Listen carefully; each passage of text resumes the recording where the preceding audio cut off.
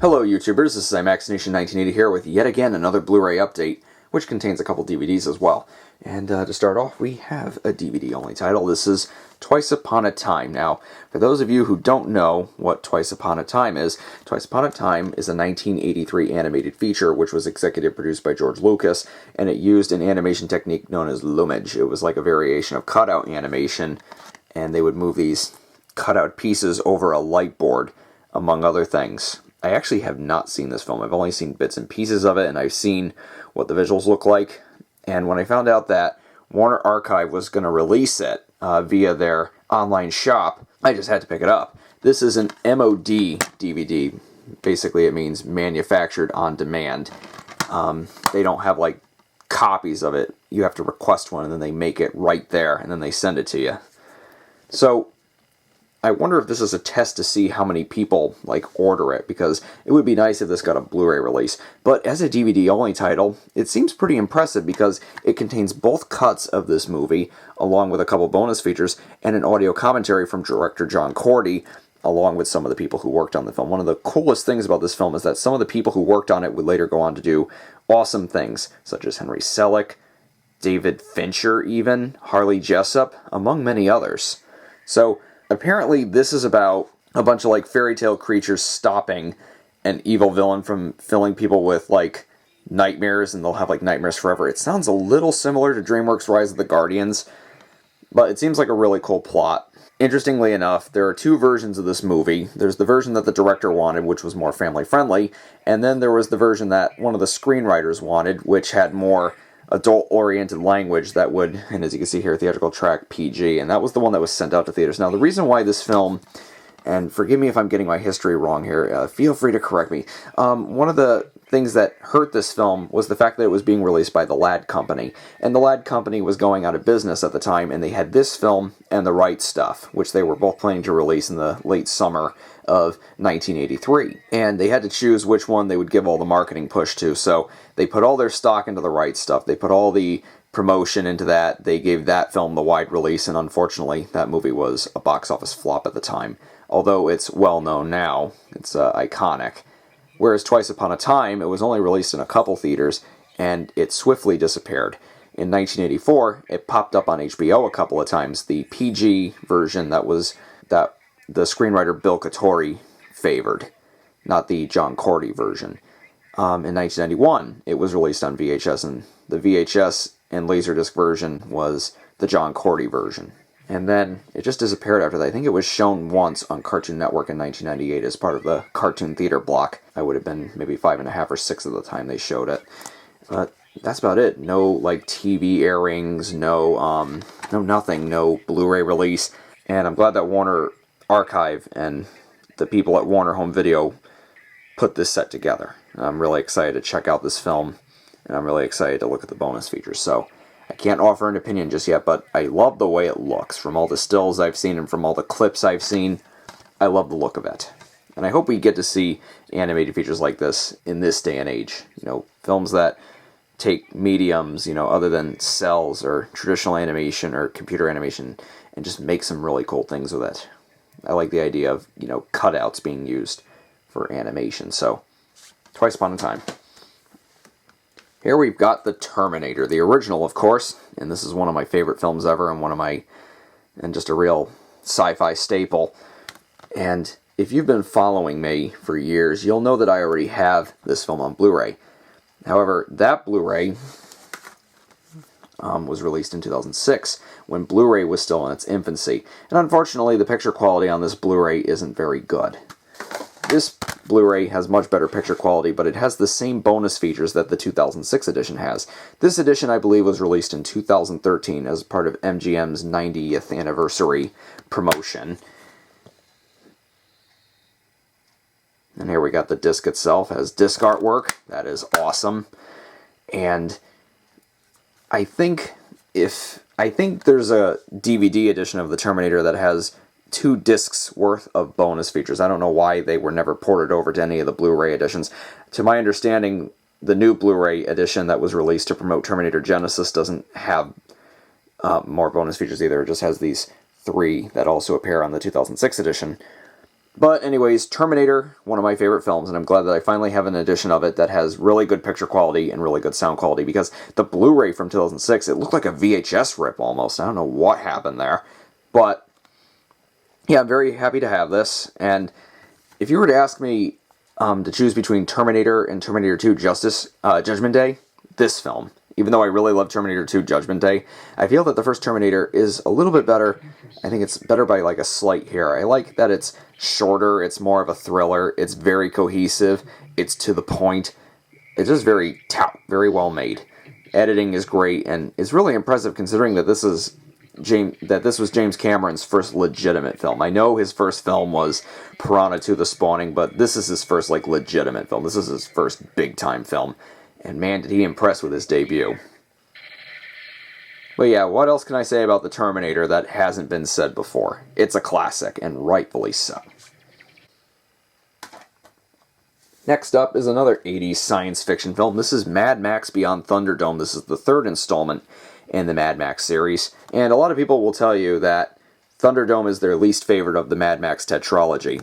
I would have to agree with those people. I think it is the weakest of the Mad Max film series, but it's still a pretty good film in my opinion. I think one of the problems with the movie is, during pre-production when they were doing location scouting, director George Miller's producing partner Byron Kennedy had died, and apparently he kind of dropped out of directing this film. Like, he directed certain sequences while another director, I think it's George Ogilvy, forgive me if I pronounced his name wrong, he, according to what I've heard, directed most of the film while Miller handled most of the action sequences, such as the Thunderdome fight itself and the car chase at the end that mirrors the Road Warriors climax. The first half of this movie is really, really good. I think the first half is like the true sequel to Mad Max 2: The Road Warrior. It has the action, it has the world building. I love what they do with Bartertown. Tina Turner is good as the villain. There's some really, really good stuff there, and the Thunderdome fight itself is awesome. However, the second half of the movie feels very removed from the first half, and it feels removed from the Mad Max series as a whole. Now, a lot of people say that they hate the second half or really dislike the second half. I don't hate it or dislike it. I think it's well made. I mean, if it was its own separate movie or if it was part of a different movie, it would probably work, more than it does in this film. Unfortunately, it's kind of jarring in a way, like it doesn't mesh entirely with what we had seen before or what we had seen in Mad Max 1 and Mad Max 2. It's not bad, but halfway through the movie, Max comes across this tribe of children, as you can see here on the cover, and the movie takes on a very different direction, and like I said, it just feels removed from 1, 2, and the first half of this film. And I had read that before Mad Max 3 had entered development, Miller had an idea for a post-apocalyptic Lord of the Flies type story, and it seems as if he and the writers just took that story and meshed it with the third Mad Max. But overall, it's a good film. There's a lot of good stuff in it. The first half is really, really strong, and I like how it adds to the world of Mad Max. So if you were to ask me to rank the Mad Max movies, I would say 2 would be in first place, The Road Warrior, and then second place would be Fury Road, then the first Mad Max, then this film. But this is still a solid film, and I'd say it's worth watching. Alright, here we've got the latest Disney Diamond Edition, Aladdin, and I'm glad that this is finally on Blu-ray. And I haven't spun this disc yet, but it seems like it's kept a lot of the bonus features from the Platinum Edition DVD that was released back in 2004, as well as adding some new bonus features. I won't show the discs or anything because there's no art, and there was no artwork on the Thunderdome Blu-ray as well. And of course, what can I say about Aladdin that hasn't been said many times before? It's a classic. I absolutely love this film. It's one of the funniest of the Disney Renaissance, and just one of the funniest in the Disney canon. There are some little flaws here and there, like some of the jokes are very early 90s. They don't, I don't think some people will get them unless they know about pop culture in the 90s. They kind of date the movie a bit, but everything else just works. I like the way the story is handled. I like the tone it goes for. It's very irreverent. Of course, the genie is awesome. What can I say about the film that hasn't been said before? It's probably, I forget exactly where it is on my best to worst Disney animated classics list, but it's up there in terms of the Renaissance features, and it's definitely in my top 15. This is a really, really good film. And hopefully this Blu-ray edition does it justice. And here we've got a set that I'm very happy that Disney released. This is the Walt Disney Animation Studios Short Films Collection. Now, Disney could have just released Frozen Fever on the Cinderella Blu-ray, or on its own, and called it a day. But no, they went the extra mile and included some short films that Walt Disney Animation Studios made between 2000 and now. The collection begins with the 2000 short John Henry, and it of course ends with this year's Frozen Fever. I've actually never seen Frozen Fever. I watched all the other shorts on this disc, but I've never seen Frozen Fever. I'll have to get around to watching it soon. I kind of got Frozen fatigue because the movie exploded and then people wouldn't stop talking about it and it was just everywhere, and I'm kind of laying off Frozen. I'm like, I'm in no hurry to watch Frozen Fever. So, yeah, aside from that, I am very happy with this set. There are some little hiccups, there are some shorts missing that I wish were included, but on this set, you get John Henry, which I think was originally shown at film festivals. Then it was released on the DVD and VHS, Disney's American Legends. I think that's what it's called, Disney's American Legends or something like that. And John Henry is a really, really good short, very stylistic, very reminiscent of the Xerox era of Disney animation. And the theme song that you hear throughout the short is really, really catchy too. Lorenzo, along with The Little Match Girl, are two shorts that were intended for Fantasia 2006. Of course, that didn't come to fruition. The two other shorts that were going to be part of Fantasia 2006 are unfortunately not on this set. Those are Destino, which you can get on the Fantasia Blu-ray that went out of print years ago, and One by One, which is on the Blu-ray of The Lion King 2. But Lorenzo is an interesting little short. It has kind of a dark sense of humor, and it's definitely very abstract. It was shown before a Touchstone film called Raising Helen in theaters. That was back in 2004. And it was also shown at film festivals, but it was never really shown to the public outside of that. It's a short that's definitely more Walt-esque in a way. It's not overtly family-friendly, and it's just a very interesting piece of art. The Little Match Girl is similar in that sense. The Little Match Girl was originally released on the 2006 Platinum Edition DVD of The Little Mermaid. It doesn't matter how tough you are.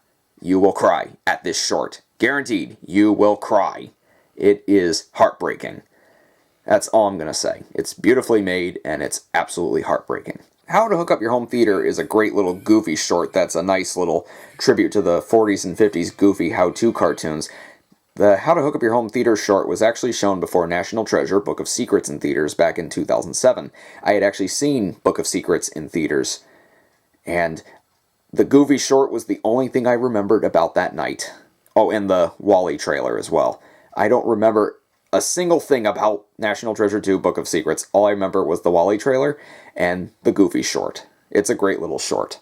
Before I move on, there is a short that's missing from this collection. It's called Glagos Guest, and it was made in 2008, and it was supposed to be shown before Bolt, but for some reason they pulled it at last minute, and I'm a little disappointed that it's not on the set. And Tic Tac Tale was shown at film festivals in 2010. It was probably supposed to be shown before Tangled, but it was pulled at the last minute, I guess. It was directed by Dean Wellens, who has been in animation for a long time. I believe he was a storyboard artist on the Iron Giant at Warner Brothers Animation back in the 90s. And by the way, Iron Giant is finally coming to Blu-ray. That's so exciting. He's supposedly directing a feature at Walt Disney Animation Studios as well. For a little while, it seemed like he was going to do like a space movie for them. I don't know if that's still in the works, but I hear that he is still set to direct something for Walt Disney Animation Studios feature. And Tic Tac Tale is a cute little short with anthropomorphic clocks, except the clocks don't talk. The short relies on body language, and it's one of those great silent shorts that's definitely worth watching. Prep and Landing, of course. Of course, everybody knows what Prep and Landing is. This is one of the three shorts. The Ballad of Nessie was the great 2D short that was shown before Winnie the Pooh in theaters. Tangled Ever After was attached to Beauty and the Beast in 3D, and that's a great little short. And there's also a Tangled TV series coming out, which should be fun. I think they said that the show takes place between the events of Tangled and Tangled Ever After, as Rapunzel is still going to have her long hair in that series, even though, spoiler alert, it was cut off at the end of Tangled. Paperman. Paperman is awesome. We all know that Paperman was shown before Wreck-It Ralph, and it was the first Disney animated short film to use that meander technology that seamlessly blended traditional animation and CG. Feast also used that technology too, and Feast was also really, really cool. Loved Get a Horse. That was the 20s style Mickey short, shown before Frozen in theaters. That is a great short. And of course I can't say anything about Frozen Fever because I haven't seen it, but I love Paperman. I love Feast. I hope Disney Animation eventually does a whole film with that animation style. They thought that Moana was going to be just that, but it appears that it won't be. Maybe Gigantic. Maybe something after that. Who knows? And, of course, like I said, Get a Horse is a lovely callback to the 20s Mickey Mouse. It's very funny. It's very fast-paced.